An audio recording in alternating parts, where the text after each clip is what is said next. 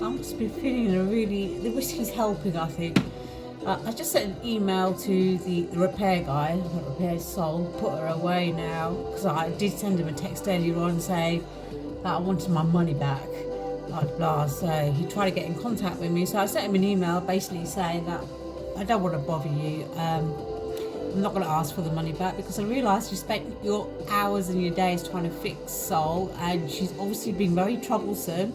and now there is just too many things going wrong with her, and I listed them out, that I just feel that maybe it's a sign from above to say that I need to get another machine, and left it as that.